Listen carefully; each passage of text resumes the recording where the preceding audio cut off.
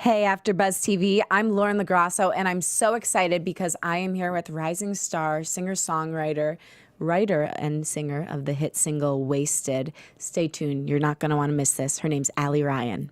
You're tuning into the destination for TV superfan discussion, AFTERBUZZ TV.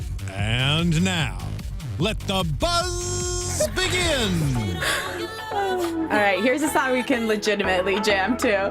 Yeah. We were jamming to the AFTERBUZZ TV intro song, which is also Pretty hit. vibey, yeah. Yes. Damn, who wrote that? You know what? That is a great question. I have no idea. I've never questioned it until this moment. We should probably find it out. We got to find out. We got to give them some major residuals. Yeah, they need to be recognized. Recognized. Get those streams.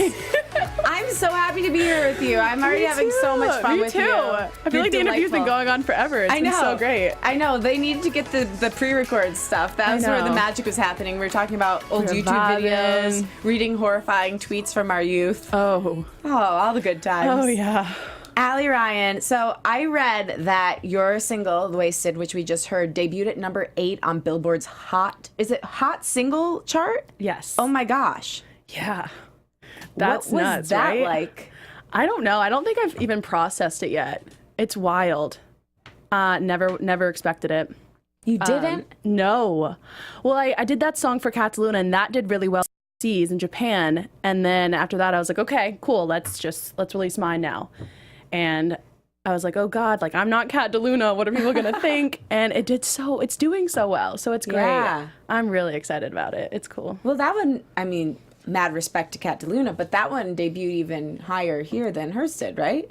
Yeah. Yeah. I don't know if she actually did a release here though. Oh, okay. I think her major fan base is in Japan, so I think that's why they went that route. But yeah, I guess it did do better here. That's amazing. Yeah. So I want to start at the beginning. Oh boy. Yes. I'm ready. We got to go back to the childhood. So when did you first know you wanted to be a singer-songwriter? Actually, the performing side of me came first. I got my first microphone at 3.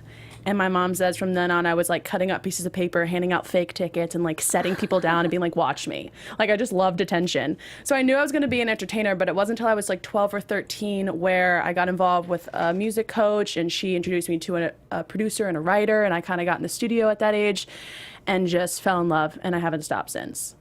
Do you remember the first song you wrote? Oh yeah. Can we hear a little bit of it? Oh yeah, it was called Dancing in the Sun. It was very Disney, and it was like, we're gonna have fun, me and my girls, yeah, dancing in the sun, That's just something like that. catchy. It was. Yeah. It was so, at the time I was like, this is a hit. We're dropping the single, folks. Hannah Montana 2.0. Like, I thought it was great. It was. Yeah. But at that time, when you did you record the song? Yeah, we did. Okay. So when you recorded the song at that age, what did you do with it? We did 3 songs actually at that time, and we did a little bit of an EP, and we started pitching it around. But I don't know, like my family didn't know what we were doing. You know, the industry's hard, and when you don't know people, you don't know how it works, it's really hard to like not get screwed over in a sense. So we took it slow, and we just didn't trust the people we were getting involved at the time, so we kind of just held off on it. I released it online, and back when MySpace was a thing, Oh my gosh. I think I had it all over that, but I grew up over time, and it just didn't fit my brand anymore, so we moved on to other things. But it's still there. I still play it all the time. Oh, I gotta check it out after this. I know. It's good. It's a banger. So speaking of that, because that's a thing I think about all the time. Like, how did your family support you through this, and how did they kind of like help you with your shift over to LA? How did that all go? They've been absolutely amazing. Like, I could cry thinking about it. I went to a private prep school in high school, and everyone goes to the best colleges. And I remember my junior year looking at my parents being like, I don't want to go. Like, I want to do music. And they were so supportive. They were like, okay, how do we help you? What do you want to do? What do you need from us? And they've helped me every step of the way. They knew I was going to end up in LA. I went to New York City first to study music. I was studying under a really amazing producer at the time. And they bought a house in LA. So they're like, okay, we know she's going to end up there, and I'm an only child, so they follow me too. everywhere. It's nice. But so yeah, they've been amazing. They're still so supportive. Anything I have, They're always there. I know, they're great. So I'm if you do a blessed. show here, do they fly out for it? Yeah, they do. Aw, I love that. They're so cute. When you moved here, what were your first impressions of the city, and what were your first few experiences like? Well, I moved here because I kept flying out here so much from New York doing writing sessions and stuff, and it just felt like, oh, wow, there's so many opportunities out here. It makes sense to move. More so than New York, you'd say? Yeah, just the scene in New York is much smaller. I kind of felt like I knew everyone, but it was more singer-songwritery, you know, guitar strummy, and I really wanted to get involved in the pop scene. So when I got out here, I met so many people so quick that I almost was like, oh, this is too good to be true. But then, you know, time sets in. It's hard. It's hard. A big adjustment, I would say. Especially being from the East Coast. Yeah. To like East Coasters, and I don't know if it's the same in Connecticut. I work with a lot of people from Boston. They are so direct. It's like, yeah. whoa. But I like that. But it's great. Yeah. Here, people beat around the bush, or they tell you one thing and they do another, and it leads to a lot of heartbreak. It does. I think the best way I've heard someone put it is in New York, if you walk into an audition or something, you get a no. If it's a no, you know right then and there. Here, it's kind of like, oh, you're great, and then behind your back, it's like, no, she sucks, whatever. I'd rather just be straight up. Tell me what you think. Let's, you know, Then let's you can be work real. on it. Yeah. Yeah. Like I don't want to hear the chatter of nonsense that doesn't help me at all. Like help me grow. Tell me what I need to work on. If you don't like something, I need your feedback. You know, I like that about New York. Right. And then, so moving to LA, how did you transition? Do you keep your Connecticut, New York roots strong? And like, I think and how I do think I people take have. it? I think everyone likes. I mean, I'm a very hard worker and very persistent, and I don't let anything distract me. And I think that comes from my East Coast side of things. I do get annoyed out here a little bit sometimes when, you know, a meeting's at 12 and it doesn't happen till 3, or Right. just it's more like, oh, like I feel like I'm in like It's traffic. It's Yeah. like, dude, you haven't realized that you got to plan like an extra hour. yeah, when you've you been go here somewhere. for 5 years. You If you're just going over discovered the the hill. traffic. Like Right. I don't know. You know what? Today, for the first time, I experienced it. Like, no, come on. Yeah. Let's get it together. It's crazy. Yeah, I don't understand. But I don't know. I do love LA though. I think it has a lot of opportunity. I've met so many amazing creative people that I would have never met if I didn't come here. So I like it. I like it a lot. Especially living in Hollywood too. I just moved there in December from more like West Hollywood area, I'd say. But the amount of creatives just in Hollywood, like Right. every day I'm just meeting people and, oh, you do that? Oh, wow. Like show me your stuff. And it's just, I don't know. I like it. The vibes are great here. Definitely. Yeah. There's so many people. I think that this place has more opportunities than any other I think so too. hemisphere. Yeah. Hemisphere. I don't think that's the right terminology, but we're moving on. It felt right. So you talked about like getting into writer circles out in New York, and then you were flying out here for co-write. So how did you start that whole process? How did you start meeting people? Because you said you didn't come from a family where this was something you guys did. Yeah. How did you start doing that? Like if there's a young singer-songwriter, they're 12 like you, trying to get their start, how did they start making those connections? For me, it started with my voice coach at the time and just meeting other singers my age and collabing with them and writing with them. And then I remember one day just going to my vocal coach at the time being like, I want to do more. Melissa? Yeah, this is Yes. Melissa Mulligan. There's some great videos online if you want to dig up the archives. But yeah, she helped me a lot in my like transition of going from just singer and performer to actually getting into the writing side of things. She was a writer herself, an incredible writer, and she would sit down with me and kind of teach me the ways and help me craft what I had written into something way better. And she's the one that kind of introduced me to people in New York. And when I got there, it made my transition a bit easier because I already knew people in the industry.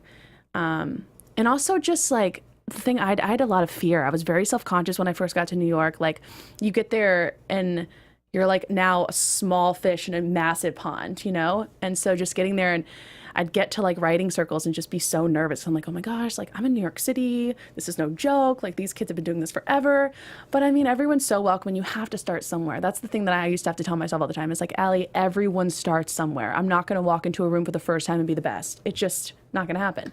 So that's what I would say to, and just don't give up. Like, Right. There's so many kids that I look back at now that I started with, and they've all, not all of them, but most of them have stopped because like times got hard or they just couldn't do it, which breaks my heart, honestly, because they were so talented. But persistence is everything, I would say.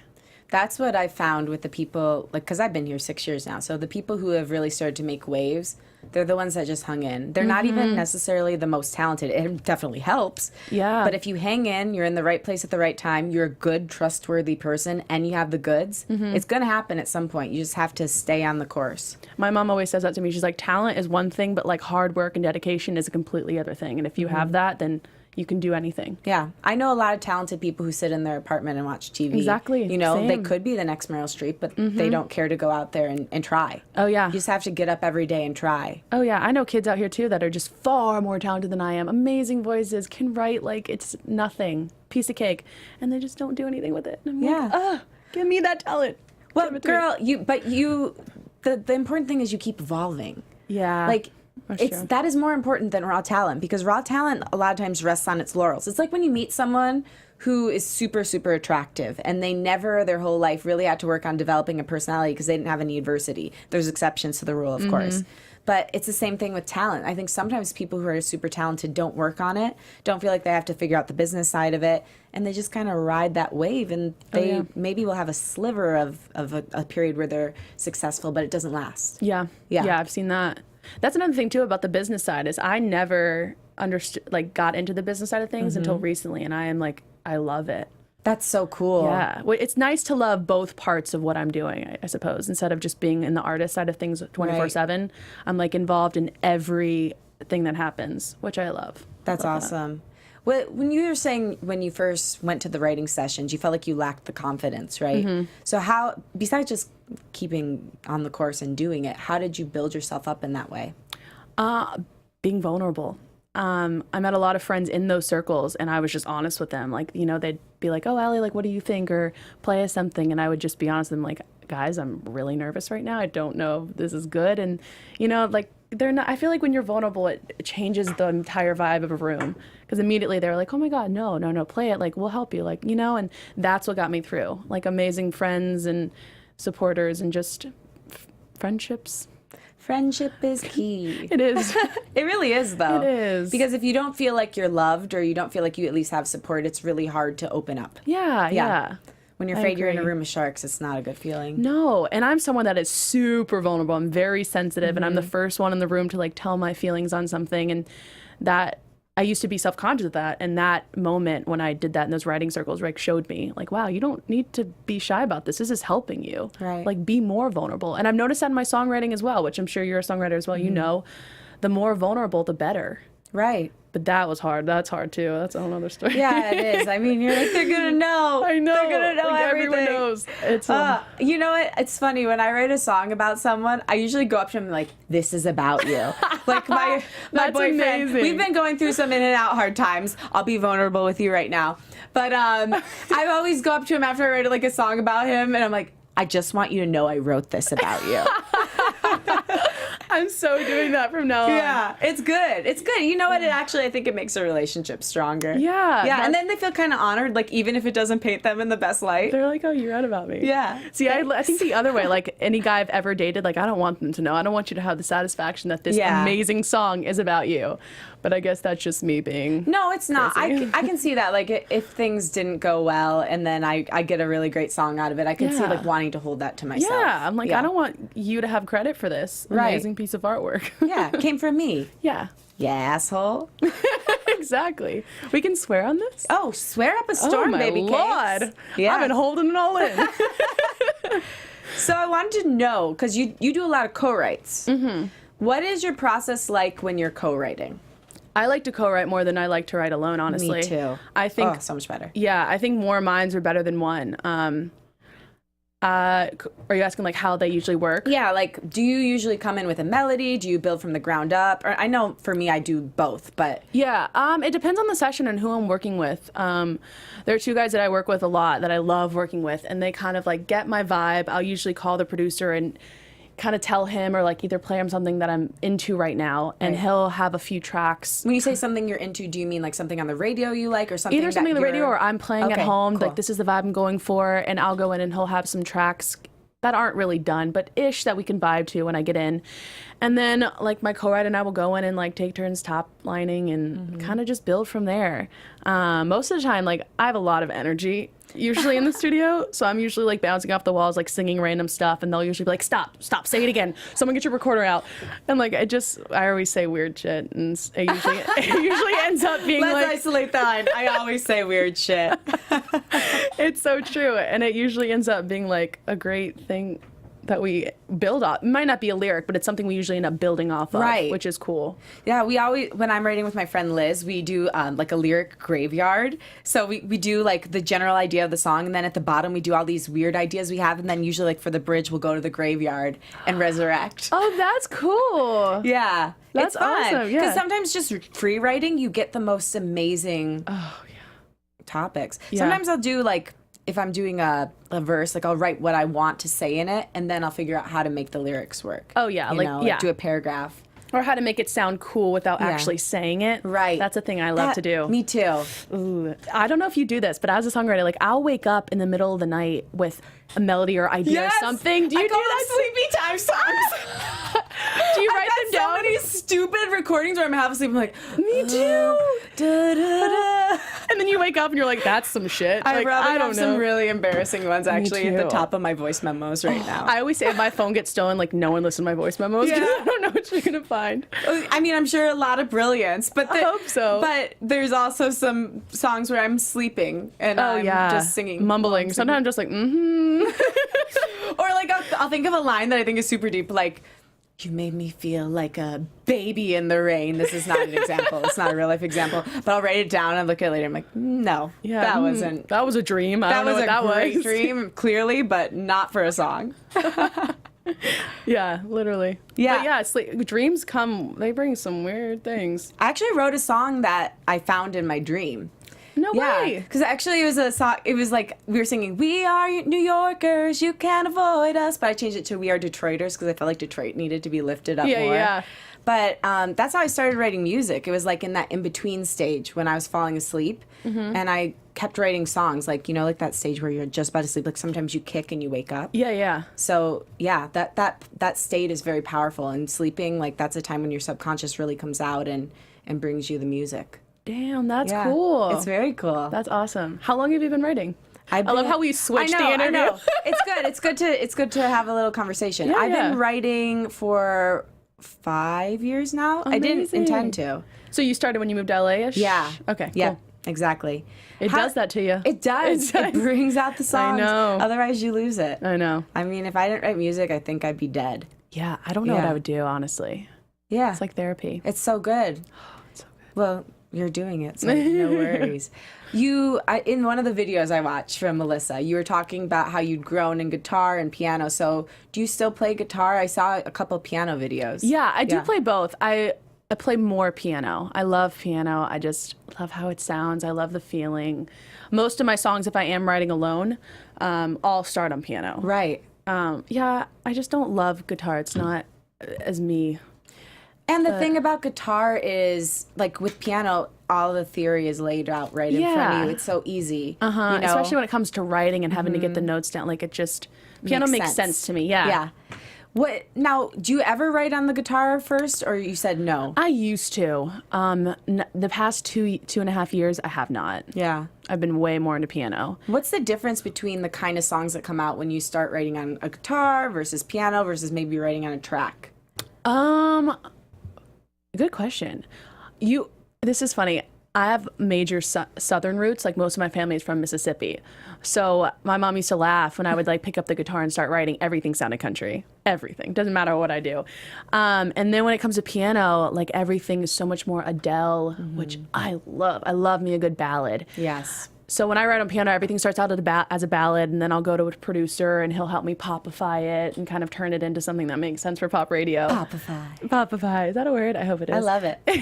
And then to a track, I love writing to a track. To a track, it's cool because you can kind of build whatever vibe you want around that track.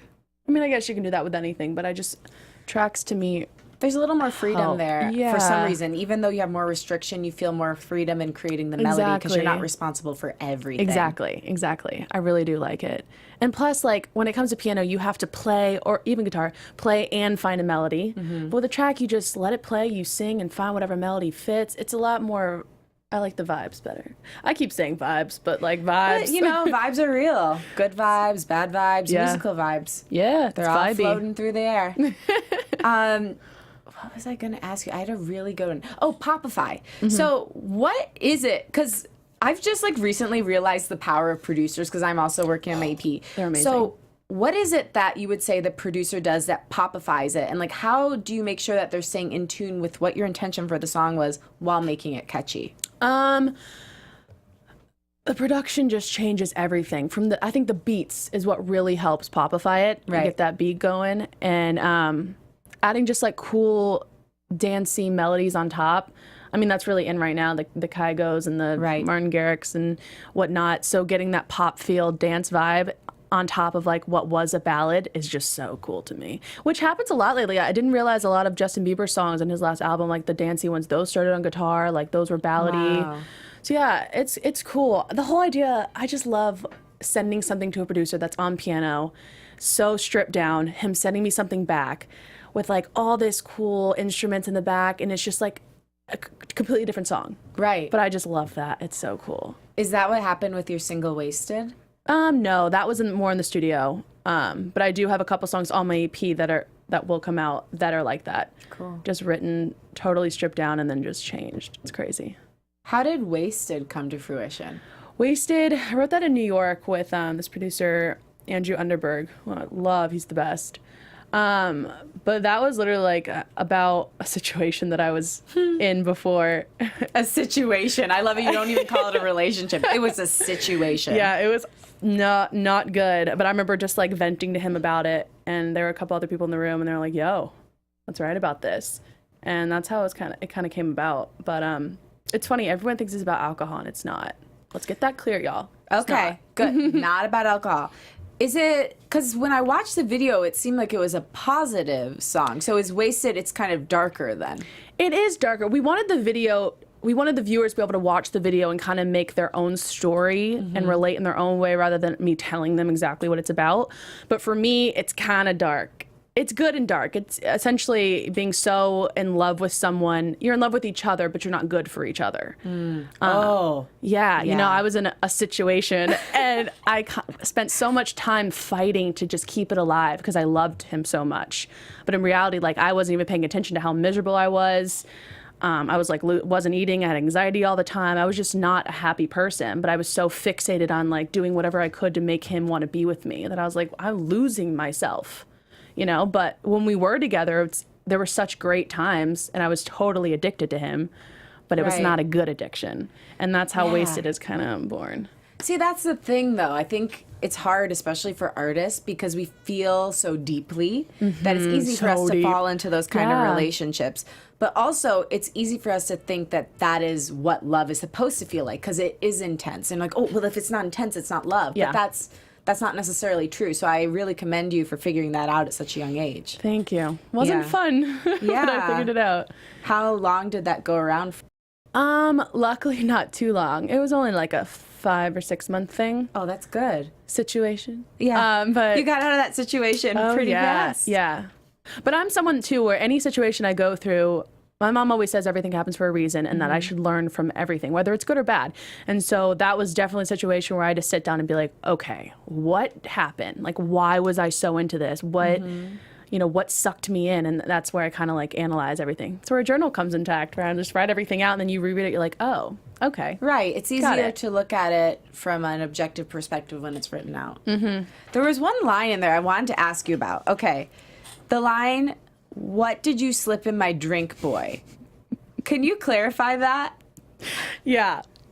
We've had some issues with that line. Yeah. It's not supposed to be, the whole idea is the whole question of like, why am I obsessed with you? Got Like, it. why did you slip something? Like, what is it about you that I'm so obsessed about? So it's more like, what did you put into my head? Like, Yeah, I yeah. get that. All right, that makes sense. That's a good metaphor. Yeah, thanks. Yeah, you're welcome. Okay, I want to talk a little bit about this Kat Deluna song because I want to go deeper into it. So Okay. it's called Waves. It's #1 on the charts in Japan. How did that collaboration happen? With Kat, and then I know you wrote it with the DJ, right? So Yeah, Clinton Sparks. That actually was written beforehand. It was actually originally going to be a single for me, and Clinton heard the record, and he had a relationship with Kat, and he was like, hey guys, I love this record, can I remix it? And we're like, yeah, totally, for sure. And then after the remix, Kat heard it, and she was like, I gotta have it. And so at that point, it was one of those situations where I knew that I wanted to be taken seriously as a writer in the industry, but I also wanted to release my music, so it's kind of like, had to take one for the team to kind of like get my career to go in the direction I wanted it to go, I suppose. But yeah, that's kind of how it happened. But she did great with it. Yeah, she did. Yeah, she killed it. So what does it feel like, because especially since that was a song that was intended for you, what does it feel like to hear someone else sing your song? It depends on the song. For that song particularly, it wasn't as personal, so I was like, this is dope, like take it, run with it. But I have noticed recently that the more vulnerable I get in my music, I couldn't think about selling it. Like, it's just the thought of someone singing about that with those lyrics, it just would freak me out. Right. Yeah, I mean, when it's something personal, you don't want someone taking, I don't want to say taking credit, but having that art. I don't know. Well, I remember, have you ever seen the musical Beautiful? It's about Carole King's life. No, I haven't. Definitely as a songwriter, you should check it that? out. Okay. But she wrote all these amazing hit songs for tons and tons of artists. And finally, she turned 28. She got out of a bad situation. And she started writing songs. She's like, for the first time in my life, I feel like these songs can't be sung by anyone else but me. Yeah. So I think you know as a songwriter when something is yours and when something could just be the world's. Exactly. And I feel like I just realized that this year, actually, too. I wrote a song, and my manager, we got a call about it, and I was just like, I can't do it. I can't let go of it. It's just so, Yeah. So yeah, but I do take a different approach though if I am writing for someone else though. I think I just don't get as deep. So yeah, what is your approach? Do you write, if you're writing for someone else, do you always specifically know who, or do you sometimes just make a generic pop track for somebody to try to sing on? How do you approach that? It depends. Usually it's just a generic pop and we're like, we'll see who likes it. But sometimes there are times where we point out a specific group or person, and we're like, let's try to write for them, which is cool, actually. I really like doing that because you have to dig into their brand and figure out like, all right, what's going to fit? What are they doing? What's different about what they're doing? And that's kind of cool. I like doing that. But yeah, it kind of just depends on the situation. Yeah. And you were saying you were worried when you first gave that track to her, or I think this is what I inferred at least. You were a little bit worried that maybe they wouldn't take you seriously as a solo artist as well. So how did you make sure that everyone still knew, hey, I'm a solo artist, I'm a force to be reckoned with, but I also do this other thing? You mean as in writing and stuff? Yeah. I wasn't so much nervous to come out as a solo artist. I didn't want to come out as I hate to say this word, but Pop-Tart. Like, I just didn't want to be another singer. I wanted people to know that, like, no, like, I write and I wrote this, so go check this out, and I did that. I want this to be, this is just my career. Like, this is what I want to do, and I wanted people to realize that. I just meet so many people in LA. I think LA made me a little bit more cautious of this, is meeting so many people in LA, and just everyone's a singer. Everyone. And which is great. But it's like, how do you stand out from that, And I think writing, which I know you know this, like, writing just changes the whole game. It makes it so much more personal. It makes it your music. It makes you an artist. And that's like what I wanted to get across to people. Right. And no one can say, like, oh, you didn't interpret that song correctly. Like, I wrote it, bitch. Back off. What you talking about? You don't know. Yeah, exactly. No, that makes a lot of sense. So it was more so you wanted people to take you seriously by doing that versus like you were scared they wouldn't let you still be a star in your own right. Yeah. I also saw that you've been vlogging a little bit lately. Who the hell? So what is that experience like? Do you want to get more into the YouTube realm? Is that something you're interested in? I do. That's a funny story. I've been wanting to do YouTube for a long time. And anyone that has been following me for a long time knows that I used to vlog. And I used to make funny videos when I was little. And I deleted them all because I got self-conscious and people at school found out about them. So, which I regret so much. So recently, like, I recorded one video, and it was just me being goofy, per usual, and just, like, talking to the camera. The one in Runyon Canyon, right? No, this was first. We actually just released this, I think, yesterday, but it's called Who is Allie Ryan? And or Allie Ryan Who or something. And I sent that to my manager, my publicist, and they're like, stop. Like, you need to keep making these. These are hysterical. And I was like, oh my God, okay. Like, this is what I've been wanting to do. So from then on, I just couldn't stop. Like, I pick up my phone all the time. Like, he's in one. You're in the Runyon one, right? Yeah. And I love it. I love the whole editing too. And just, by the way, for audio listeners, her best friend is sitting on the couch. That's who we were just talking to. Carlito. Love.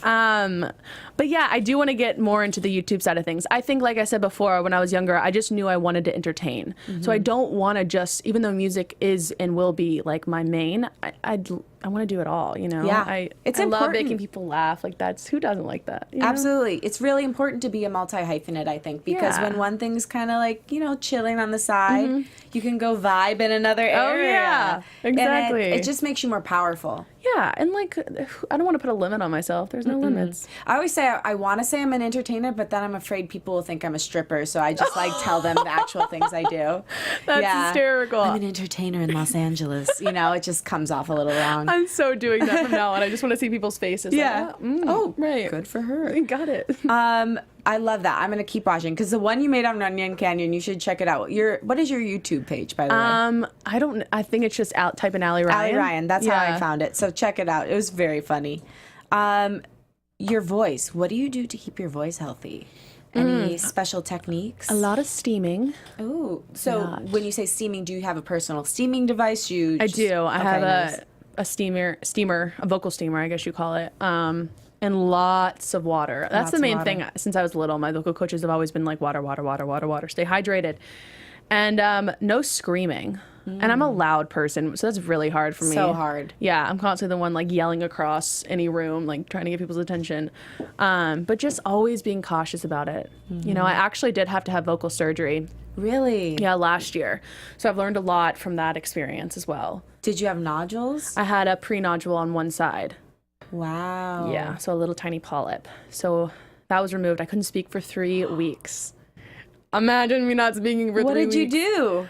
My mom, who's my little angel, she actually came and got me and brought me to Florida. And we just spent 2 weeks there. And she's so cute. She just waited on me hand and foot. I know. Mom. She would just write me notes and like make me laugh and cook me dinner and hang out with me. We went to painting classes. I got through it, but it's tough. And to like, that's what I want to do. You know, you lose something that you want to do for the rest of your life. Like, that's So scary. Yeah. Yeah, I Oh. had nodules 3 years ago. Oh, so you know. Yeah, it was really scary. You didn't get surgery? They Didn't went away? get surgery. I did vocal coaching, like speech therapy. Oh, I did that too. Yeah. That didn't help me. You're lucky. Oh, No. and acupuncture was huge. Gosh. Acupuncture and Chinese herbs. That's what I think got me through it. And then I've been taking with this amazing vocal coach here that taught me about the pelvic floor. Didn't know about the pelvic. So yeah.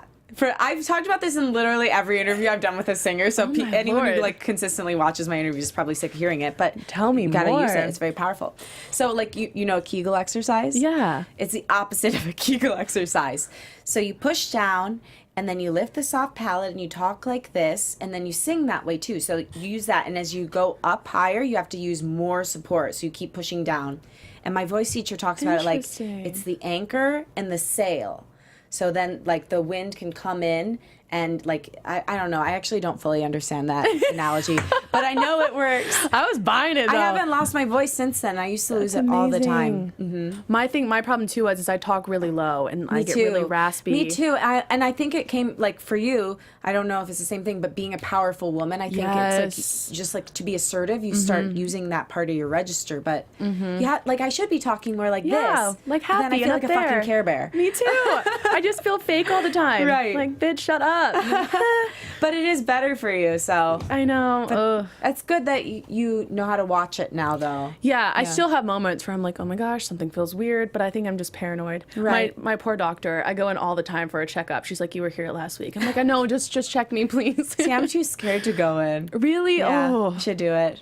I was when I realized something was wrong. Like when I truly realized, wow, I can't sing, I was horrified. I didn't want to go to the doctor. I didn't want to face the truth. I didn't want the surgery because I just knew what was going on.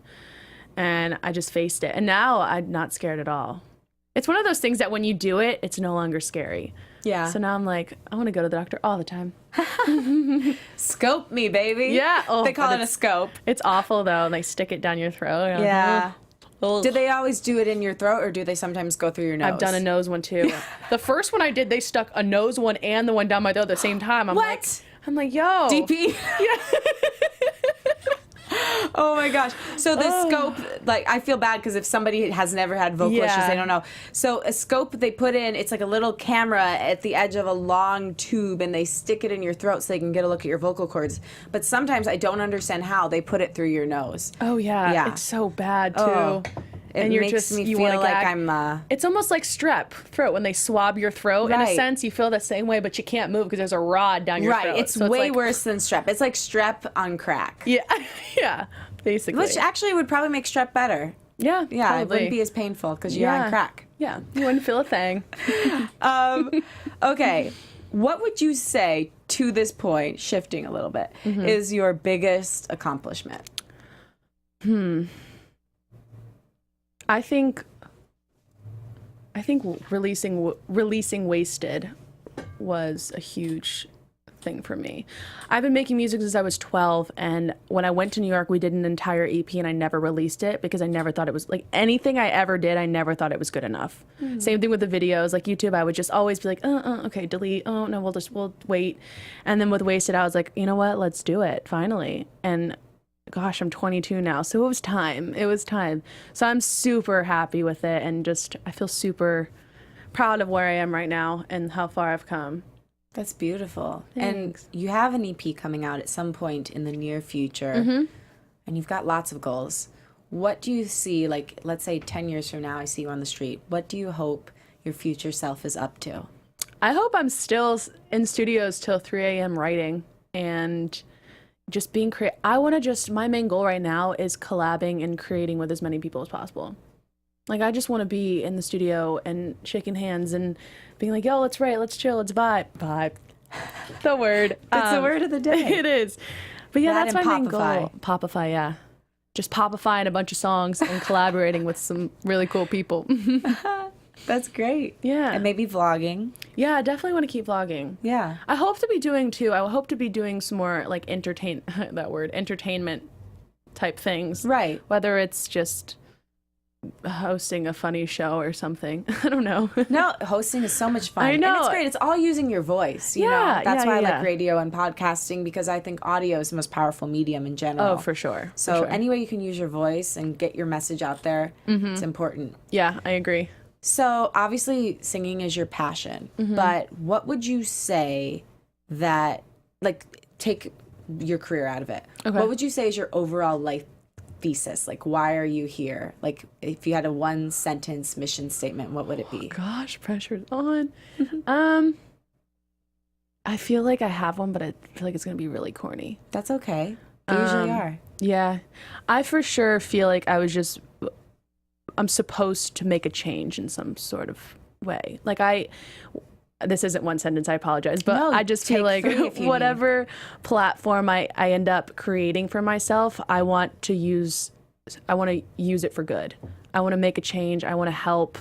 I just feel like not enough people are doing that. And that's something that I've always said I wanted to do, and I feel like I was meant to do. You're going to do it. I hope so. You've got a good heart. Thank you're you. persistent. You keep going. You are a lovely young woman. Thank you so much. Yeah, you're so welcome. I'm happy that I got to sit with you today. You too. The people can find you on Instagram and Twitter at I am Allie Ryan. That's I and then M, the letters. Your website, IamAllieRyan.com. And Snapchat, it is still popping. It's at It's Your Girl Ryan. Yep. Anything else we should know? Any last words you want to say? I post YouTube videos on Friday. Oh, good. Okay, so you're doing it consistently. Yeah, I'm trying to. weekly? Yeah. All right. This week was a little messed up. We released yesterday, but next week it'll be back on track. Well, that's good. Released yesterday, day early. Yeah. We're lucky. Awesome, Allie. Thank you so much. Thank you. Thanks You're for having wonderful. me. Oh my gosh, my pleasure. I had so much fun. I am Lauren LoGrasso. You can find me at Lauren LoGrasso on Instagram, Twitter, and Facebook. I guess since we're doing Snapchat, I'll tell you my Snapchat. Yes. At LoLoGrow. LOLOLOGRO. 3 lows make your garden grow. And let's go on Allie's amazing hit song, Wasted. Yes. Hello.